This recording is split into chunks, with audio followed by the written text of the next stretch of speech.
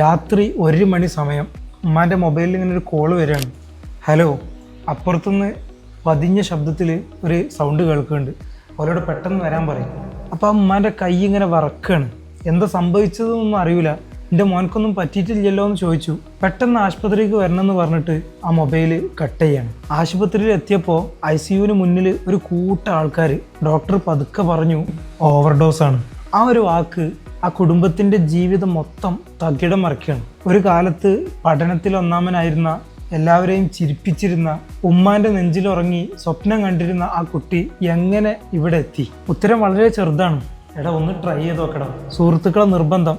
ഒന്നും സംഭവിക്കൂലടാ, ഒന്ന് ട്രൈ ചെയ്ത് നോക്ക്. കുടുംബത്തെ മറന്ന്, സുഹൃത്തുക്കളെ മറന്ന്, ഉമ്മാനെ മറന്ന്, മക്കളെ മറന്ന്, സുഹൃത്തുക്കൾക്ക് വേണ്ടി വഴങ്ങി അവൻ്റെ ജീവിതത്തിൽ ചെയ്ത ഏറ്റവും വലിയ തെറ്റ് അന്ന് ലഹരി നുണഞ്ഞു എന്നുള്ളതാണ്. ആദ്യമൊക്കെ സന്തോഷം തരുന്നത് പോലെ അഭിനയിക്കും, പക്ഷെ തരൂല. പിന്നെ കുടുംബം അകറ്റും, ബന്ധങ്ങൾ, ഫ്രണ്ട്സ് ഇല്ലാതാകും, കോൺഫിഡൻസ് നഷ്ടപ്പെടും, സ്വപ്നങ്ങൾ തകരും.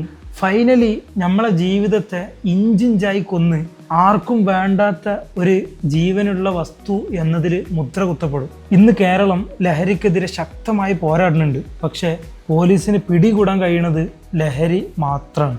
ഒരു ഉമ്മയുടെ കണ്ണീരല്ല, ഒരു ഉപ്പയുടെ തകർന്ന മനസ്സുമല്ല, ഒരു കുഞ്ഞിൻ്റെ നഷ്ടപ്പെട്ട ഭാവിയല്ല.